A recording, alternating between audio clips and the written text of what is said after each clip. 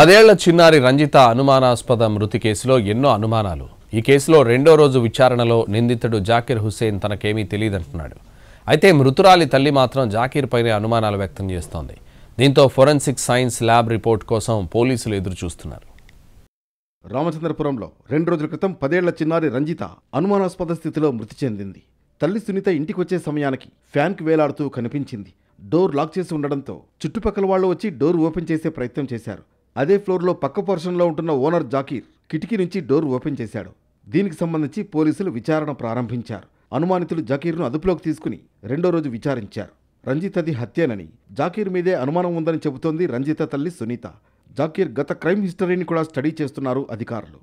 గతంలో 2 మహిళలపై అత్యాచారం చేసి వారిని జాకీర్ అతి కిరాతకంగా హత్య చేసినట్లు తేలింది. స్నేక్ పాయిజన్ కొని విషాన్ని ఇంజెక్షన్ల ద్వారా మహిళలకెక్కించి చంపాడు జాకీర్. మహిళల మృతదేహాలను కారు డిక్కీలో రోజుల తరబడి అలాగే ఉంచాడు కూడా. హత్య కేసుల్లో జైలు శిక్ష అనుభవించి బయటకొచ్చాడు.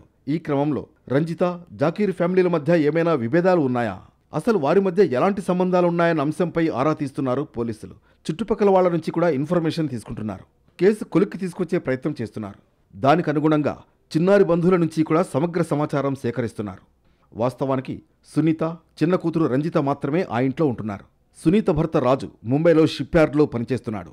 పెద్ద కూతురు వైజాగ్లో నవోదయలో చదువుతోంది. గత 3 ఏళ్ల నుంచి ఆ ఇంట్లోనే ఉంటోంది సునీత ఫ్యామిలీ. దానికి సంబంధించి ఏమైనా డిస్కషన్లు జరిగాయా అనేది కూడా తేలాల్సి ఉంది.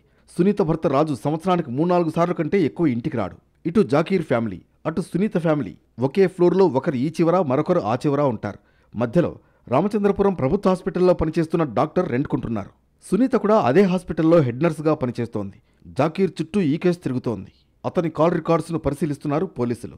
జాకీర్ తల్లిదండ్రులు కూడా విచారణ చేస్తున్నారు. మొత్తానికి చిన్నారి అనుమానాస్పద మృతి కేసులో జాకీర్ను రెండో రోజు విచారణ చేశారు పోలీసులు.